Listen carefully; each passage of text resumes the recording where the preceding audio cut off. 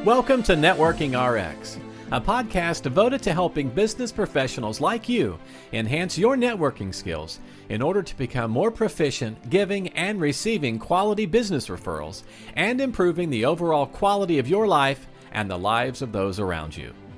The Networking RX podcast is a production of AmSpirit Business Connections, an organization whose mission is to empower business success through networking. Welcome. I'm Frank Agin, founder and president of AmSpirit Business Connections, and your host for this episode of the Networking RX podcast. Before we get started, a quick mention. AmSpirit Business Connections has a unique franchise opportunities for attorneys, accountants, realtors, coaches, and other consultants of various kinds to add on to what they're already doing. This involves helping other business professionals become more successful through a referral-based networking program, and it only involves a couple hours in the early morning a few days a week. The rest of the time, you can continue to do whatever you're doing. The wonderful thing is that not only do our franchisees realize a financial gain from operating the AmSpirit Business Connections model, but the business networks that they help build and develop become a great source of referrals for their primary business focus as well.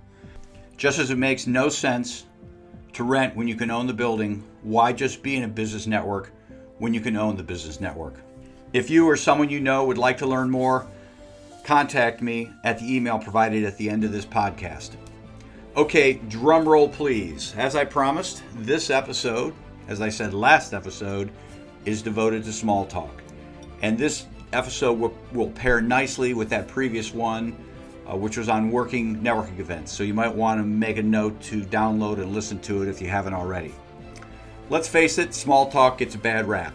This probably dates back to when our mothers and other parental types continually chided us to not talk to strangers. While those warnings were intended to protect us as children from those who might prey on our innocence, we're no longer kids. We're big boys and girls. We operate in a grown-up world where strangers become good friends, great clients, and even reliable vendors. Even still, however, I find that small talk gets a bad rap. Far too often people see it as idle chit-chat that has really no productive value in the professional world. Understand this. Our entire personal and professional worlds are formed and held firmly together by relationships, which is just a softer word for the term networking. And small talk has a big part in building successful networking. Essentially in networking, you're creating a series of relationships, and those people have relationships. And if we map it all out, it sort of looks like a giant spider web or a network. At any rate, the end game is that you want your network to help you. Thus, in order to build the strong network of contacts that are both willing and able to refer you clients, share information with you, introduce you to others, as well as encourage and celebrate you, and a whole host of other things, three things need to happen. They need to know you, they need to like you, and they need to trust you. Sound familiar? I hope so. Previously, we devoted an entire session to know, like, and trust. And as I've said, this is going to keep coming up over and over. Why? Because it's important and it bears repeating. Remember, people do business and associate with those that they know, like, and trust. In fact, all things being unequal, people still tend to do business and associate with those they know, like, and trust. Think about it. You might be with the same insurance agent for years, even though you know you could get less expensive insurance elsewhere. Why? You know your agent, you like your agent, you trust your agent, and you're unlikely to change to someone new or an 800 number when those three elements are not there. Okay, so how does know, like, and trust relate to small talk? Think about it. What did you do the last time you were at an event and someone got down to brass tacks immediately? You know the type. They immediately launched into, who does your printing? Are you happy? I can do better. Give me a chance. Throw me some business. Well, why not? When this happened, and it's happened to all of us, and hopefully none of us are doing this, but when this happens, how do you feel? Likely uncomfortable. You see, it's through small talk that people gain an understanding of who you are, what interests you, how you spend your time, and you learn the same about them. As an analogy, small talk is like the warm-up before you really get into the workout. It's the foundation of knowing in know, like, and trust. It's also this small foundation upon which people gain a sense as to whether they like you. In fact, social science and brain studies have shown that in the few minutes where chit-chat is happening, people even start to formulate a sense as to whether or not they trust you. This all makes sense, and yet there's still apprehension towards small talk. For many, it comes down to one thing: fear. Fear of being rejected, fear of having nothing to contribute, fear of getting stumped or running out of conversation, fear of getting stuck in a conversation with, well, that stranger your mom warned you about. Well, fear not. The stranger your mother warned you about is no longer interested in you. You have things to contribute to a conversation. With a little planning and practice, you're not going to get stumped, and even if you do, there's a way out. As for rejection, know this: everyone has this fear. Everyone.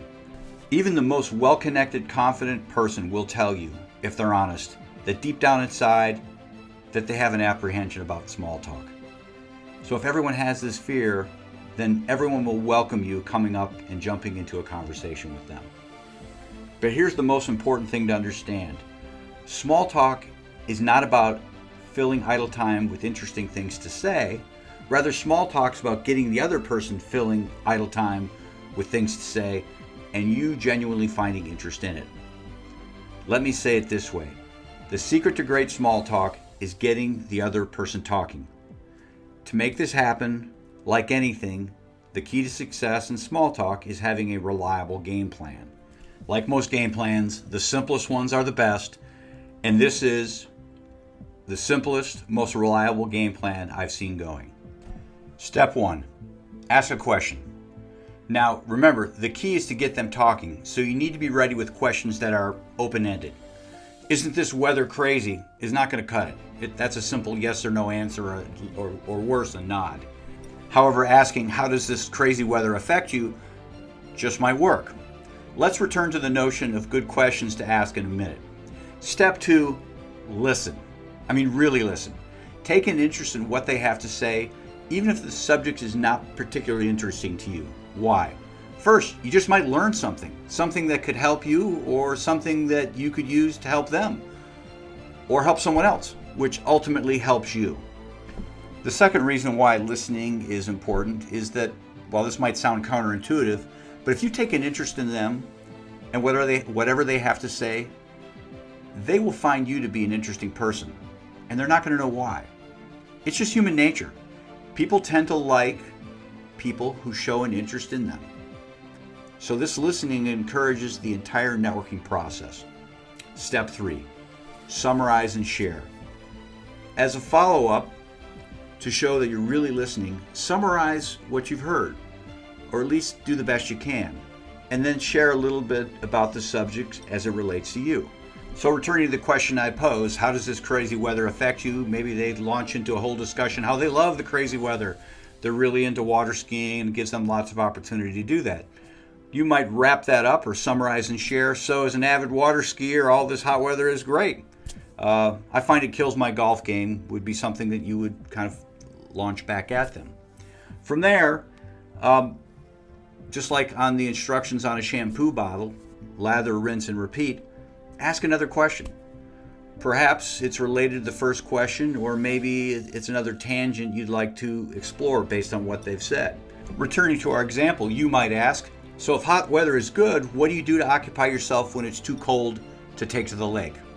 Now, the $64,000 question is, what are the best questions to ask? The answer is, this depends.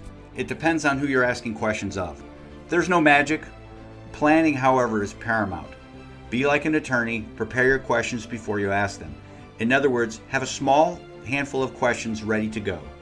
Each of these relate to someone's personal life, professional life, or perhaps something about their past. From there, simply allow the conversation to take itself wherever. Let's talk about questions. Now, when we're talking about questions, I'm not suggesting that you have these questions written down on a sheet of paper that you refer to as you're talking to somebody. These are a few short questions that you've kind of committed to memory. A few of these questions could include, what do you do? How long have you been doing it? How'd you become interested in that? What are some of the projects or assignments you're currently working on? Are you from the area? If so, what part? No? What brought you here? Outside of work, what occupies them? How do they become interested in what they're doing in their outside interests? What are some business or community organizations they're involved with?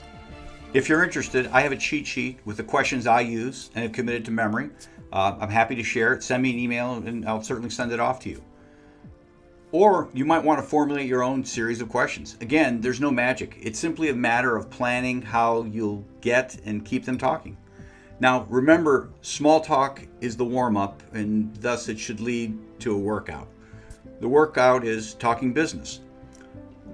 When the moment comes, you'll know it. Sometime in your exchange, there'll be a lull. Use this moment to get a more meaty discussion on business going, whatever that might be.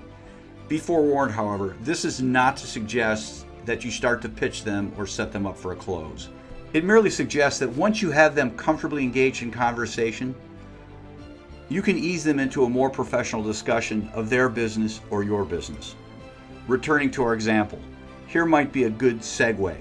Well, water skiing is likely not cheap, so what do you do professionally to pay for it? From there, let them talk. With your follow-up questions, don't try to steer them into what you're all about. For example, if you're a business coach, don't ask to use a business coach in your business. Or a financial advisor shouldn't go with asking how their 401k is doing these days. Or if you're selling promotional products, don't jump in with how do you use specialty items in your business. Don't push it. Keep the tone light and the sales probing to a minimum. If you do this right, you'll have lots of opportunity to gather future business intelligence, pitch them, and close them. Remember, know, like, and trust. Chances are you don't like others pressing you for sales commitments, so don't do it yourself. Okay, final point on small talk. And we touched on this last episode, which was number 10 on working the networking event, but it's worth repeating. Do not churn the entire event away in a single conversation. And besides, you want to save some conversation for another time, right? At any rate, while you shouldn't churn an entire event away in a single conversation, that is not a license to engage in dozens of different business conversations over the course of an hour. 2 or 3 is plenty, I have found. Remember, this is not speed dating. Rather, it's networking, building relationships. And building relationships is more about quality than quantity. So if you need to move on to other people in new conversations, you should develop some ways of doing that. As a reminder, we covered that last episode, so you might want to refer back to it. At any rate, as you look to move on, likely when the professional conversation has run its course, but before the interaction ends completely, touch back on something related to your small talk conversation. To demonstrate this, let me return to the example I've been developing throughout this episode. You might end that conversation with something like, "Great talking with you. Assuming you don't get laid up in the hospital skiing between now and then, I'd really enjoy continuing our conversation over a cup of coffee sometime." Why is this important? By returning to small talk, you've demonstrated that you're listening and that you've remembered. More subtly, however, you're reflecting back to a part of the conversation when they likely delighted in your interest in them. Okay, before we wrap this up, like networking in general, always be looking to get better at small talk. And here are some ideas for becoming more proficient at it. First, think about small talk. On your way to your next event or when you have some idle time, work through in your mind how you envision small talk going. Review your questions in your mind, see yourself listening, summarizing, and sharing. Second thing, listen to others in small talk. Small talk's all around you, every day. Listen to it, especially with those who are good at it. See how they weave from one question to the next and how they transition to business, return to small talk, and exit conversation. Remember from episode 4 on Learn from Great Networkers, success leaves clues. Other great small talkers can help you be better. Just listen to them. Finally, engage in small talk. That is, take every opportunity to engage in small talk. When you're in the line at the grocery store, with the server at a restaurant, with the reception at your next appointment, you'll find that the more you engage in small talk, the more comfortable you get at it. Of course, I want to remind you that the most important thing you need to have in being good at small talk is an attitude or belief. Periodically, you need to tell yourself, especially when those voices of doubt start speaking up in your head, tell yourself this, and say it aloud if you have to. But tell yourself, I can carry a conversation. I can. I'm good at it. No, I'm great at it. I can carry a conversation. Because here's the reality. If you plan out a good series of questions and you continue to look to improve by listening to others, practicing, thinking about it, you'll not only become great at small talk, but you'll really start to enjoy it. Best of all, you'll derive lots of great benefits from talking to total strangers. As we wrap up, if you're interested in learning more about the AmSpirit Business Connections franchise opportunity, again, contact me. I guarantee the conversation will start with small talk. Thanks for joining us on the Networking RX podcast. Please put what you've learned into action today and let us know if you have questions, comments, or ideas for future topics. You can email them to us at podcast@amspirit.com. That's AmSpirit.com. Finally, so you never miss an episode, be sure to subscribe to the Networking RX podcast through iTunes, Overcast, or however you receive your podcasts. Now get out and network with someone. The Networking RX podcast is the copyright production of AmSpirit Business Connections. All rights reserved.